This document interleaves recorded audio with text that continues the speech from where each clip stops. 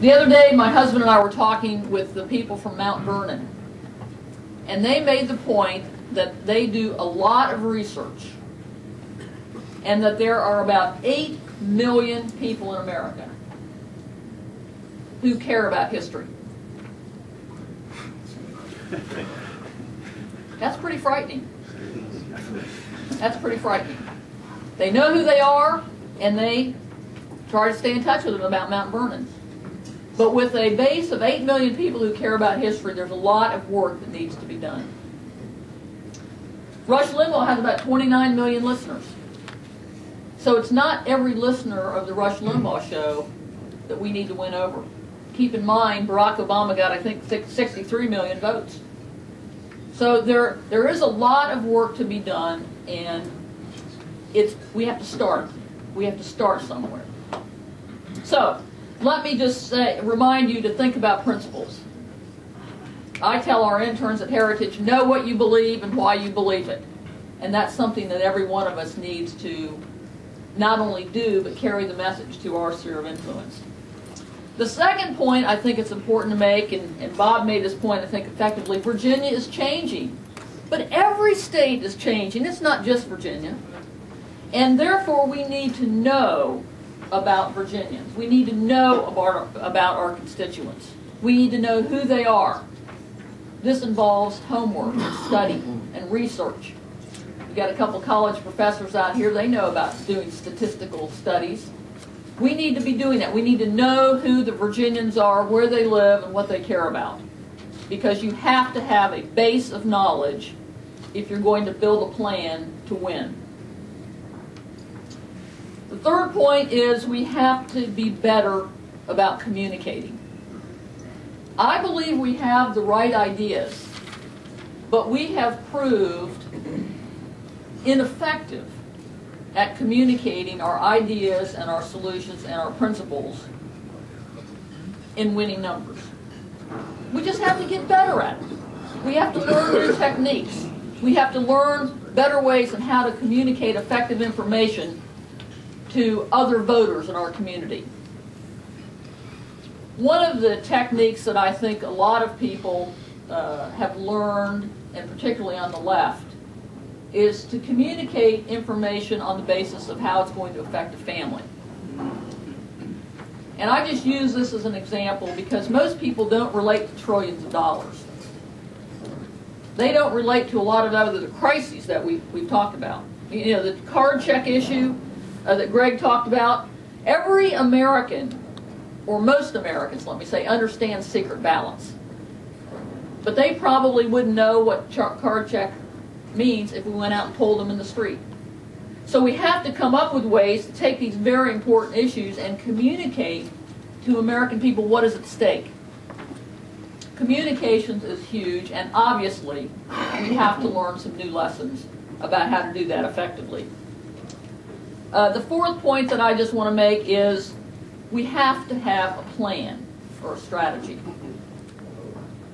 And I'm talking about Virginians. We in Virginia, we have to have a plan or a strategy. The left, this is just one example of a plan that the left had that they executed perfectly. After the 2004 election, they did some research. And they found out that in some of the key states where they were losing, the Secretary of State was a Republican.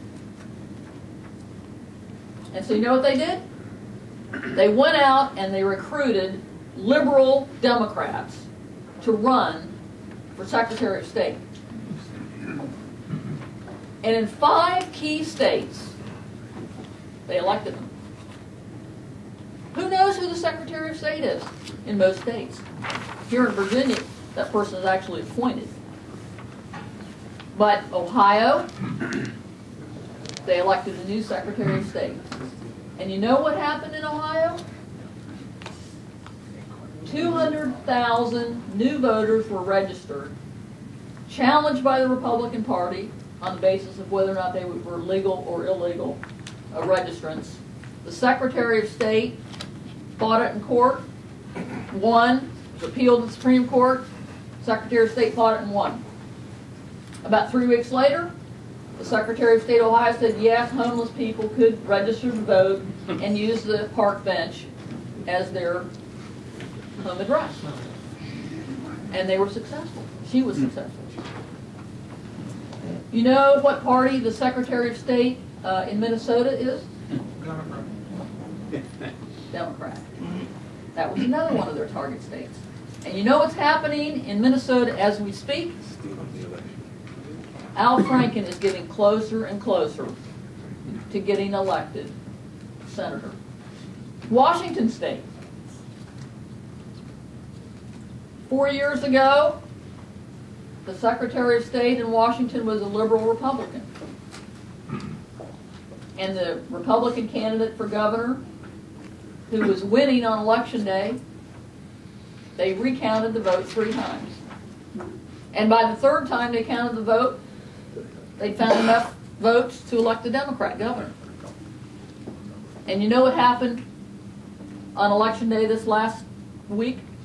She won re-election by 100,000 votes. So my only point here is the liberals had a strategy. They figured out who they needed to get elected to key offices in key states, and they picked 5 of them. And they were successful, and it's making a difference. So here in Virginia, we need to think about what our strategy should be. I'm not here to tell you what it is. I'm here to tell you this group needs to come up with a strategy. And we need to have our key points, and we need to make them over and over and over and over again. I'm sure there's somebody in here who's either taught speech or taken speech courses, and they tell you something like this. After you, as a speaker, are tired of making the same point over and over and over again, the people you're making it to are just beginning to hear it. Sometimes we have too many messages. So we need to, when we think devise what our strategy here is in Virginia, we have to work together and we have to have priorities. That's not to say we have lots of important issues, but we have to have priorities that can be easily communicated and effectively communicated, and we all have to be prepared to repeat it and repeat it and repeat it and repeat it and then repeat it again. The 5th point I want to make, and of course we all know this, and that is execution of the plan. You can make great plans, put them up on the shelf. Great blueprints. Execution is key. And I believe that it's going to take a lot of hard work. Now, you know, once Ronald Reagan got elected, people did work hard. But I think we all maybe felt like we'd won. And once Ronald Reagan changed the whole world, how could we possibly go back to the way it was? And maybe we didn't keep working as hard as we should have. Now, I'm speaking to the choir, so you probably all did keep working as hard. But too many other people maybe did not. So now here we are back in a very, very difficult situation for freedom. And not just freedom here in the United States. Human freedom everywhere. And so it's going to take hard work. Many of us have day jobs, and perhaps what we're going to have to do in Virginia will have to become evening and weekend work. It's going to take hard work.